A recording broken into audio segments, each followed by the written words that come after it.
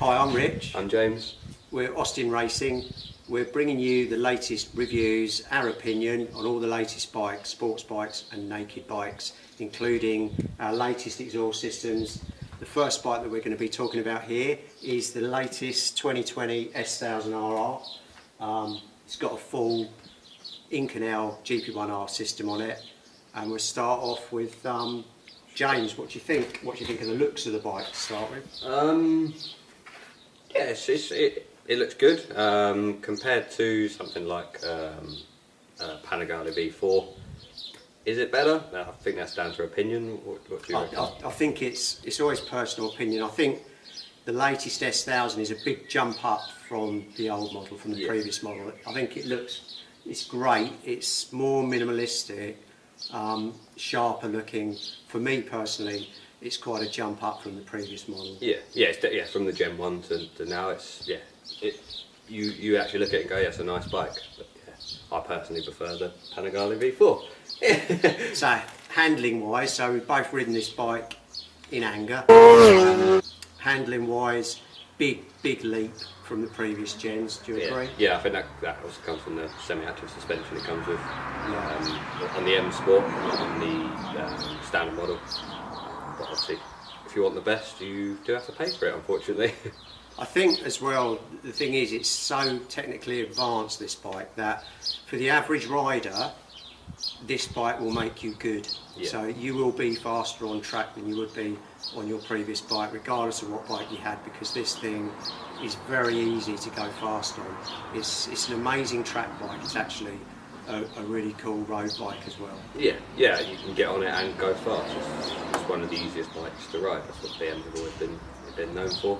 Obviously, if you want to go even faster, you've got the likes of ZX10s and Panigales, but yeah, getting on it and going fast, this is the bike you want. It's the easiest to ride out of all of the modern sports bikes. In my opinion, this is the easiest bike to ride fast on the track and on the road. Yeah, I think that just comes from all the technology on it. Every electronic, it's all adjustable, all through the nice dash on it. And that's probably one of the key things for me, being a younger rider. What are you saying? Yeah, it's just tech, and the whole dash is lovely, and the dash is lovely, isn't it? Yeah, the dash is great. I think the only downfall would be probably the brakes. Would you say? Yeah, okay. They're not bad. They're not as good as a Pani V4 or an RS V4, but they're good. I think big thing for me is the power on it. I just love the power, the usability, the power. It power wheelies in second and third, which in third power wheeling on a sports bike. And it's smooth, isn't it? It's not it's very controllable. It's just really nice. Yeah. When you get on the BM, you can nail it, and you haven't got to worry. You've got all the electronics to solve it. When you get on a Panigale, it's a bit more of a handful. Yeah, well that's the question, isn't it? So if you now were going out to buy a new bike, a sports bike, Panigale, RSV4, BMW, what and why would you buy it? I'd probably buy...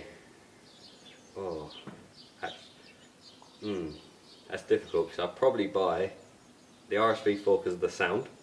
That engine is just... I agree. But to look at, I'd buy a Panigale. I agree. But then to ride, I'd buy a BM. However, the RSV4 is probably closer to the BM in rideability wise. You can get on it and it's usable. Yeah. But I'd probably have to go BM. I think I would. It's a difficult one for me. I'd buy the Panigale, I think, just because of it looks stunning, and you shut the garage door. Before you shut the garage door, you look back at it every time. You look back at it. It's just such a beautiful. You can put it in bike. your lounge and you go. Yeah, I mean, stay there. Don't get me wrong. The BM's a lovely bike, but if I was buying any of them, it would still probably be the Pani V4. Yeah. So to ride though on the road, if you want to ride on the road and be comfortable and fast and the safest of them all Yeah. is the BM, isn't it? Yes, It's yeah. definitely the BM. Yeah, if you're a road rider, go BM all day long. But if you're, what do you call it? If you like to look good, I think what's the word I'm looking for? Yeah, posability. Yes, I'd go Which for you are, obviously. Yeah. Then yeah, you'd probably you'd buy. You buy a Ducati. You would, yeah. Going fast on track, without a shadow of a doubt, in my opinion, this BM, for the average rider, you will be faster on the BMW than an RS34 or a Panigale. Yes. Obviously now moving on to the exhaust, that's the full system. It transforms the bike, it pushes it up to 200 brake at the rear wheel, 200 plus on standard mapping. Yeah. The bike self-maps to a certain extent. Yes. It's got wideband and it's self-maps, which is First one to do it. pretty much a first. It's very clever. Mapping is very good, so you can literally bolt on a full system and ride this bike. If you want to get it flashed, you get immense power from it. Not that you need any more, but it sounds awesome. But Yes, it does. It screams.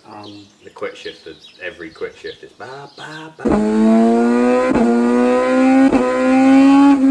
Actually, that's the one thing on this bike I'm not impressed with. I think the gearbox is really sort of Fluffy. yeah, fluffy. It's Spongy. kind of spongy and it's not very positive. If I had one quabble with this bike, it's that sponginess on the gearbox. And maybe a slight quabble with, they can't get away from it, but the width.